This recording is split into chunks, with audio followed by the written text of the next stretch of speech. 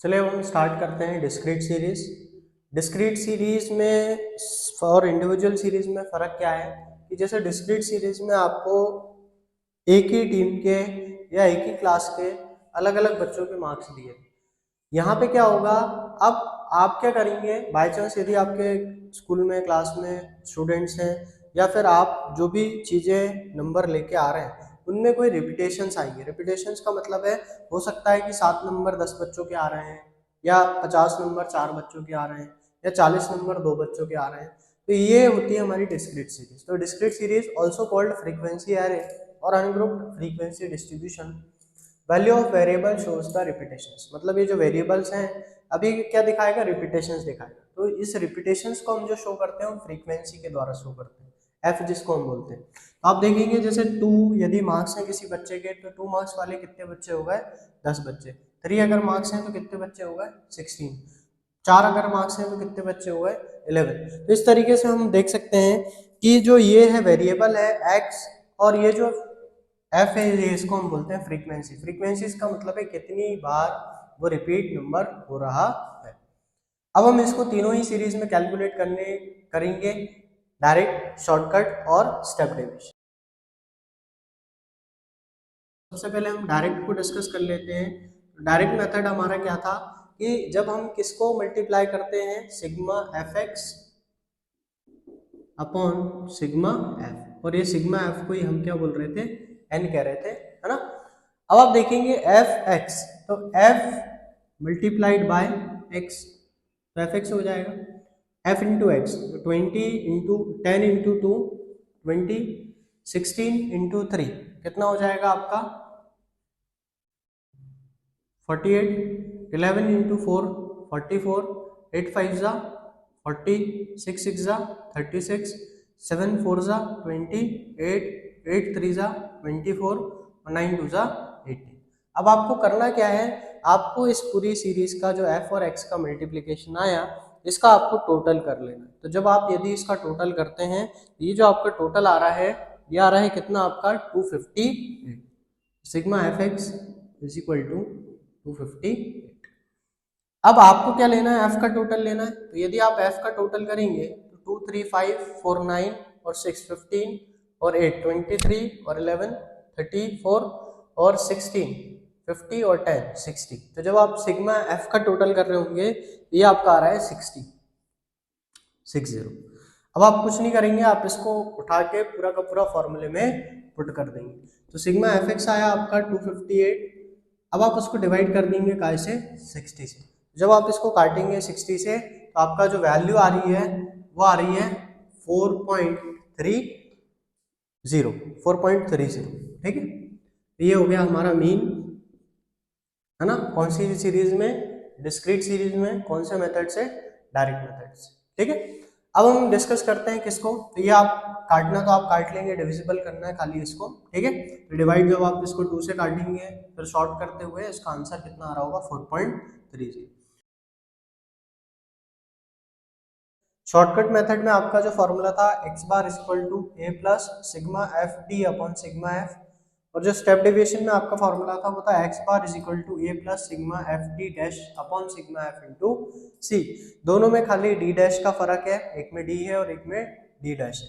तो डी जैसा कि हमने डिस्कस किया था क्या होता है, डेविएशन होता है।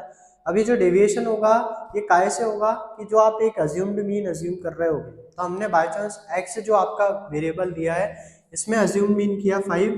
अब आपने सबको 5 से माइनस किया तो 2 minus 5 minus 3, 3 minus 5 minus 2, 4 minus 5 minus 1, 5 minus 5 0, 6 minus 5 plus 1, 7 minus 5 plus 2, 8 minus 5 plus 3 और 9 माइनस 5 प्लस 4।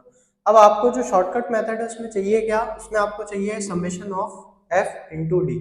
तो अब आपके पास जब डी आ गया है तो आप उसको मल्टीप्लाई कर दोगे काय से, फ्रीक्वेंसी से, एफ से। तो -3 इंटू 10 -30, फिर -2 into 16 -32, -1 into 11 11 -11, 0 into 8 0, +1 into 6 6, 2 into 4 8, 3 into 3 9 और 4 इंटू 2 8। अब आप क्या करेंगे, इसका समेशन, समेशन मतलब टोटल। तो आपने जब इसका टोटल किया तो आप देखते होंगे यहाँ पे कितना आ रहा है आपका 32 प्लस 30 62 प्लस 11 कितना हो गया आपका 73। तो ये आ गया आपका माइनस में 73। जब प्लस वालों को आप ऐड करोगे तो 6 और 8 14 है ना, 14 और 9 23 और 23 और 8 हो गया आपका 30। तो माइनस का 73 प्लस का 31, तो आपका नेट जो आंसर आ रहा होगा इसका -42 आ रहा है। तो समेशन ऑफ एफडी कितना आया -42। तो ये आपने पुट किया यहाँ पे -42। अब जो सिग्मा एफ ये ऑलरेडी आपने पहले कैलकुलेट किया था जब हमने डायरेक्ट मेथड किया था, जो कि आ रहा था कितना 60। तो आप इसको डिवाइड करेंगे तो अज्यूम मीन है आपका 5 प्लस -42 अपॉन 60। तो अब आप जब इसको काटेंगे तो आपका जो वैल्यू आ रही होगी, जैसे मैं अगर इसको काटता हूँ तो आप देखिए यहाँ पे आपने लिखा कितना -42 अपॉन 60, ठीक है। तो ये आप 2 से पहले काट लीजिए 21 30, फिर आप काट लीजिए 2 से 3 से काट दीजिए 3 10 जा और 3 7 जा 21। तो ये -7 डिवाइडेड बाय 10। तो जब -7 डिवाइडेड बाय आप 10 करेंगे तो ये आएगा -0.7 या 0.70 या 0.70। तो जब आप 5 से -0.70 को माइनस करेंगे तो आंसर आएगा आपका 4.30, जो कि हमारा डायरेक्ट मेथड से भी आंसर उतना ही आ रहा है। अब हम डिस्कस करते हैं हमारा step deviation method. Step deviation method में बस फर्क इतना है कि जो डी था डेविएशन था वो डी डैश हो जाएगा। तो डी डैश कैसे होगा, जब हम एक कोई कॉमन जो डिविजिबल होगा उससे पूरे डी को डिवाइड कर देंगे। तो आप यहाँ अगर डी देखें -3 -2 -1 0 +1 +2 +3 और +4। तो आपको कल ही बताया था यदि कोई भी डिविजिबल नहीं है तो सारे नंबर 1 से डिविजिबल हो रहे हैं आपके। तो यहाँ पे आपका जो सी हो जाएगा वो कितना हो जाएगा 1 हो जाएगा। यदि आप 1 से किसी भी नंबर को डिवाइड करोगे वैल्यू वही आएगी आपकी। तो जो डी आ रहा है वही पूरा का पूरा क्या हो जाएगा डी डैश हो जाएगा। और जब डी डैश पूरा डी के बराबर ही है तो जब आप उसको मल्टीप्लाई एफ से करोगे तो एफ डी डैश भी वही आएगा जो आपका एफ डी आ रहा था, जो कि आ रहा है कितना -42।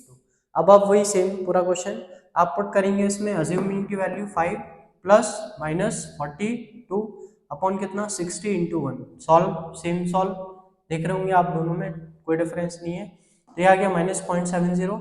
अब आप 5 से उसको माइनस करेंगे तो आपकी वैल्यू कितनी आ जाएगी 4.30। मतलब आप यदि तीनों ही मेथड से इसको सॉल्व करते हैं, डायरेक्ट से, शॉर्टकट से और स्टेप डेविएशन से, तो जो वैल्यू आएगी आपकी मीन की वो 4.30 ही आएगी। Thank you.